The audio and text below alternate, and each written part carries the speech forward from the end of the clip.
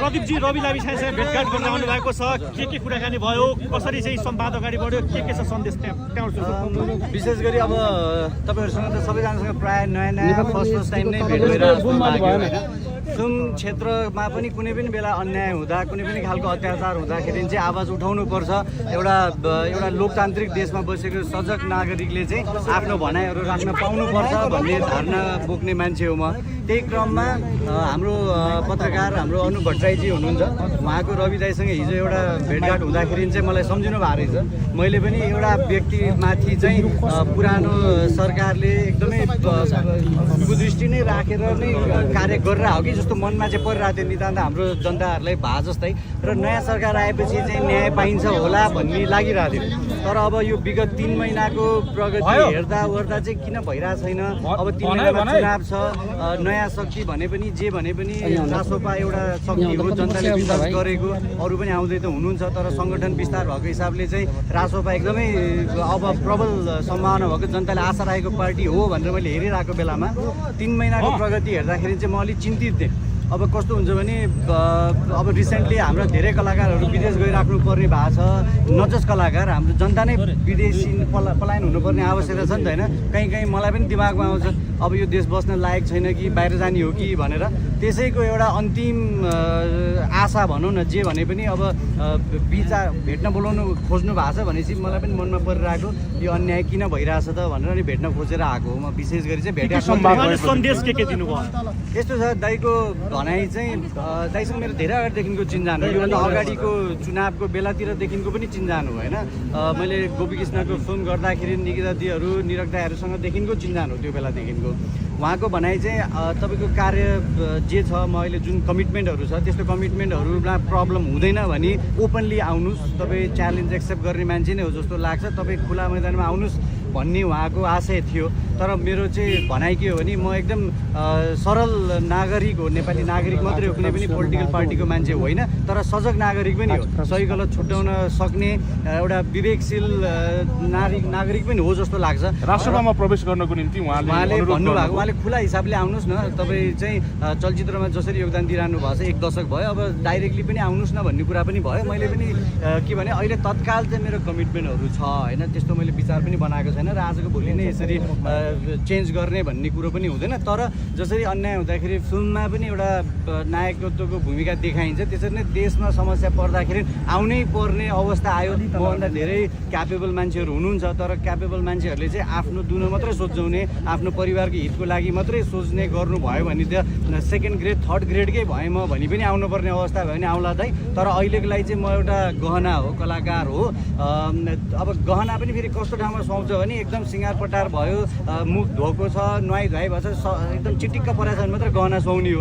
हाम्रो देशको मुहारमै पहिला सिँगार्न जरुरी छ। हामी त बासी मुख नुहाउँदै ननुहाएको एकदम कुरूप भएको बेलामा यस्तो गहनाहरूले केही पनि सुहाउँदैन। हामीहरू चाहिँ देशको मुहार सुन्दर भयो भने मात्रै गहना काम लाग्ने हो होइन। मैले दाइलाई त्यही भने, तपाईँहरूले देशको मुहार सुन्दर बनाउनु भयो भने हामी जस्तो कलाकार देशको गहना भनेर काम लाग्ने हो।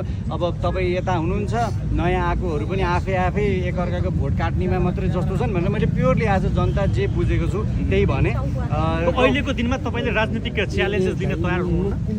म भने नि फिल्ममा पनि अब एन्डमा हुन्छ नि त होइन, त्यस्तै अब परिआयो भनेदेखि गर्नै पऱ्यो भने त के गर्ने। अब हामीभन्दा धेरै क्यापेबल जसले पोलिटिक्स पढ्नु भएको छ, बुझ्नु भएको छ, जसोकोदेखि यसमा आफ्नो समय खर्चिनु भएको छ, उहाँहरूले गर्नु पऱ्यो होइन। हामी त जुन क्षेत्रमा छौँ त्यसमै योगदान दिने हो। म अझै अर्को 8-10 वर्ष त फिल्म क्षेत्रमै योगदान दिन चाहन्छु र सायद जनताको मायाले मरुन्जेलसम्म फिल्म खेल्न पाउँछु होला होइन। म एक टाइम सोच्दै विदेश जान्छु, पैसा कमाउँछु, आउँछु अनि फिल्म बनाएर बाउको रोल दाइको रोल पनि खेल्छु भन्ने खालको मान्छे हो होइन। अब परिस्थितिले गर्नै पर्ने भयो, फिल्म क्षेत्रै जोगाउनु पर्ने भयो, नेपालै जोगाउनु पर्ने अवस्था भयो भने त म मात्रै होइन तपाईँहरू पनि आउनुहुन्छ होला। अभिनेताबाट नेता बन्दै गर्दाखेरि चाहिँ रासोपामै आउनुहुन्छ, रवि लामिछानेसँगै आउनुहुन्छ? आउँदाखेरि चाहिँ नयाँ वैकल्पिक भनेकोहरूसँगै नै आउनुपर्छ होला, किनभने पुरानोहरू त टेस्टेड ट्रायल्ड हो होइन। उहाँहरूको चाहिँ सङ्गठन एकदम पोल्युटेड भइसक्यो। एउटा भरि गाग्रीमा तपाईँले जतिसुकै पानी हाले पनि त्यो पोल्युटेड वाटर फिल्टर हुन एकदम टाइम लाग्छ। बरु खाली ठाउँमा स्वच्छ इन्भाइरोमेन्ट इन्डिपेन्डेन्टबाट सुरु गर्छु भन्ने अवस्था रहला। आयो भनेदेखि नयाँहरूसँगै मिलेर आउने, तर मेरो त्यस्तो कुनै पनि अहिले तत्काल अब नयाँहरू पनि अहिले मिलेको अवस्था छैन, तपाईँले जिक्र गरिहाल्नुभयो। यसले चाहिँ कस्तो खालको प्रभाव पार्ला यदि फागुन 21 को त्यो चुनाव भयो? यस्तो हुन्छ, मिल्नुपर्छ, मिल्नेको उपाय विकल्पै छैन नि। अरू जति पनि पुरानो पार्टीहरू हुनुहुन्छ उहाँहरू त मिल्नुहुन्छ, जबकि टोटली डिफ्रेन्ट आइडियोलोजीको मान्छेहरू होइन, कम्युनिजम थट भएको, क्यापिटल थट भएको, सोसियलिस्ट थट भएको मान्छेहरू त एक ठाउँमा आउन सक्नुहुन्छ, जबकि उहाँहरूको टोटली विचारधारै फरक हो। भने नयाँ पार्टीहरूको त अलमोस्ट विचारधारा त एउटा छ, उहाँहरू आउन नसक्ने भन्यो भने त खालि एकअर्काको भोट काट्ने काम मात्रै हो त्यो। उहाँहरू सङ्गठन पनि विस्तार छ, उहाँहरू त दशकौँदेखिको आफ्नो पकड जमाएर बस्नु भएको छ होइन। अनि नयाँ नयाँ पार्टी खोल्ने, आफ्नो एकअर्काको भोट काट्ने, जो न्युट्रल मान्छे हुनुहुन्छ हामीहरू जस्तो न्युट्रल मान्छेको भोट कहाँ हाल्ने, त्यो कन्फ्युज भइहाल्छ नि होइन। त्यो गर्नु हुँदैन, उहाँहरू मिल्नुपर्छ। बरु यहाँ आएको जस्तो अर्को 2-4 ठाउँ जानुपर्छ भने म गएर बरु रिक्वेस्ट गर्छु मिल्नु है तपाईँहरू भनेर भन्नु पऱ्यो पनि भन्छु। गुलमान सरसँग त मेरो त्यस्तो चिन्जान छैन, बालनसँग चाहिँ चिन्जान पनि छ। अब एक हिसाबले भने नि एउटै जेनेरेसनको पनि भइयो होइन, उहाँको सर्कलकोहरू पनि मेरो साथीहरू नै हुनुहुन्छ। अहिले उहाँलाई अब एउटा सोक परेको बेलामा यस्तो कुरा गर्न उचित त नहोला, तर परिआयो भने म भेटेर मिल्नुहोस् तपाईँहरू चाहिँ भन्न सक्छु। जस्तो कि अहिले तपाईँलाई के लाग्छ, वास्तवमा रवि लामी छानेमाथि जसरी चाहिँ सरकारले अहिलेको सरकारले पनि अलिक सफ्ट गर्न नदेखाएको जस्तो लाग्छ लाग्दैन, या रवि लामी छानेमाथि अन्याय नै भएको, प्रतिशोध नै भएको जस्तो लाग्छ लाग्दैन, के लाग्छ? यस्तो छ, म भन्दा पनि हजुरको रवि दाई नै अत्तालिनु भएको छैन होइन। विधिको शासन हुनपर्छ, कहीँ कतै गलत देखिएको छ भनेदेखि त्यसमा चाहिँ ट्रायलमा जाने आँट गर्नुपर्छ जो कसैले पनि होइन।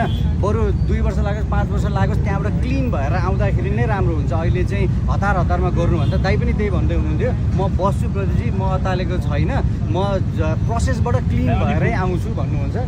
म पनि त्यही मान्छु। हामीहरू यस्तो मिडिया फेसिङ, मिडिया ट्रायल होइन, इभन कोर्टमा हामी विधिको शासनबाट चाहिँ पर हट्नु हुँदैन। नभए त हामीले सोध्न खोजेको सरकारले प्रतिशोध साधेको भनिएको छ, के लाग्छ तपाईँलाई? एक्ज्याक्टली, पुरानो सरकारले यदि प्रतिशोध साधेको हो भने पनि नयाँ सरकार आछ, हामी त अहिले आशा गर्ने ठाउँ छ नि त होइन। राम्रो होस् नराम्रो होस्, एउटै संसारमा एउटै चिज मात्र पर्मानेन्ट छ। The only permanent thing is a change रे, क्या परिवर्तन मात्रै चाहिँ पर्मानेन्ट चिज हो भनेर भन्छ। भनेपछि एउटा टाइमको राम्रो भने नराम्रो भने पनि यो चेन्ज हुन्छ। पुरानो सरकार आउँदाखेरि एउटा खालको नियत थियो भने अहिले नयाँ सरकार आएको छ, आशा गरौँ चेन्ज हुन्छ भनेर। एउटा अभिनेताले नेता भेट्दै गर्दा र रवि लामी छानेको लाइफलाई हामीले हेर्ने हो भने पनि कहीँ कतै फिल्महरू जस्तै यस्तै देखिन्छ। तपाईँलाई के लाग्छ उहाँको यो लाइफको रोललाई एउटा अभिनेताको पार्टबाट हेर्दै गर्दाखेरि कस्तो देख्नुहुन्छ? First of all as a एक्टरै कुरा गर्ने हो भने मैले यो मिडिया यस्तो एक्सपेक्ट गरेकै थिइनँ। मैले प्योरली मेरो घर यहीँ एकान्तकुना हो, यहाँबाट 5 मिनटको डिस्टेन्समा हो। म त्यो जेनजी आन्दोलन हुँदाखेरि पनि रोडमा आउँदाखेरि यहीँ आएर रवि दाईलाई छुट्याउन आएको रहेछ भनेर यस्तो गाई हल्लाहरू सुनेर अनि यहाँबाट म बानेश्वरतिर गएको हो होइन दिउँसो। अहिले पनि म यसरी मिडिया इन्टरेक्ट गर्नुपर्छ, मैले चाहिँ कुनै जस्टिफाई गर्नुपर्छ भनेर सोचेकै थिइनँ। तर म आउनुभन्दा 10-15 मिनट अगाडि नै म यहाँ आउँदैछु भनेर न्युज आएछ क्या। त्यसपछि सायद तपाईँहरू पनि जम्मा हुनुभयो होला, तर आइसकेपछि मैले चाहिँ इग्नोर गरेर जान मन लागेन होइन। म जे भए पनि यो मिडिया सेक्टरकै मान्छे हो। म खास तपाईँहरूको टाइमलाई वर्थ इट होस्, तपाईँहरूको टाइमलाई चाहिँ एड्रेस गरौँ, तपाईँहरूलाई चाहिँ इग्नोर नगरौँ भनेर म त्यताबाट फुत्त जान नखोजा हो। तपाईँले भनेको केसमा चाहिँ सबै टाइम अनुसारले परिस्थिति अनुसारले चल्नुपर्छ होइन। अहिले तत्काल यही हो, यो सही यो गलत भन्दिनँ, सबै सजग छ। नेपाली जनताहरू पोलिटिकली एकदमै अवेर हुनुहुन्छ, उहाँहरूले यो पालि चाहिँ गलत डिसिजन गर्नुहुन्न होला, त्यही नै भन्छु। कसको पक्षमा जाला माहौल यदि फागुन 21 को त्यो चुनाव भयो भने? फागुन 21 मा चुनाव हुनु पर्यो, यो संसद पुनर्स्थापना हुन्छ अरे भनेको न्युज पनि देखिरहेको छु मैले होइन। अनि खास भन्यो भनेदेखि त यसरी न्युट्रल एक्सपोज हुनुहुन्न भन्छ, कसैले भन्यो मलाई त्यहाँ बिचमा न्युज आएर तपाईँ नजाने तपाईँ यताउता भन्यो। मेरो लाग्छ ट्याग लाग्छ, मलाई केही पनि डर छैन। अहिलेसम्म जे पाएको छु त्यसमै खुसी छु। मैले त धेरै भनेको प्रेम गीत 1 पछि म बोनसमा बाँचिरहेको हो। फिल्म खेल्न पाए हुन्थ्यो भनेर हिँडेको मान्छेले 10-15वटा फिल्म खेलिसक्यो भनेपछि अब मलाई त पुगिसक्यो। खास भन्यो भने म एकदम बोनसमा छु, बोनसमा खासै लोभ गरिँदैन होइन। त्यही हो, तपाईँले भनेअनुसारले 21 मा चुनाव भए राम्रो, पुनर्स्थापना हुने हो भने पनि अब फेरि सर्वोच्चको आदेश कसरी गलत भन्नु, मैले त्यस्तो चिजहरू बुझेको छैन। जे भए पनि देशमा समृद्धि सुख शान्ति हुन पर्यो, त्यति हो। मैले तपाईँहरूको समयको कदर होस् भनेर मात्रै बोल्न आएको, अरू कुनै चिज पनि छैन। माहौल कतातिर देख्नुहुन्छ तपाईँ? राष्ट्रको माहौल कस्तो देख्नुहुन्छ?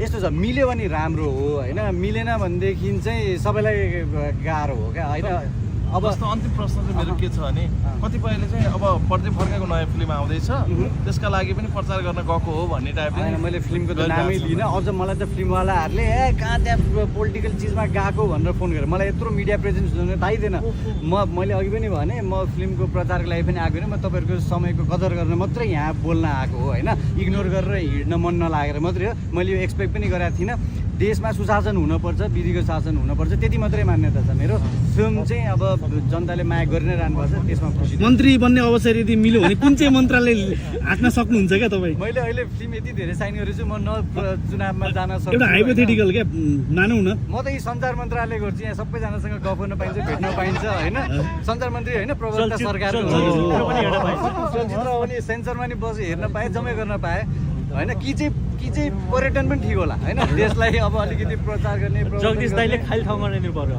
ए जगदीश सरसँग नि भेट भयो उहाँ पनि एकदमै रमाइलो हुनुहुन्थ्यो मैले उहाँसँग भेट्दाखेरि पनि त्यही 2-4 वटा कुरा राख्ने मौका पाएँ खुसी लाग्यो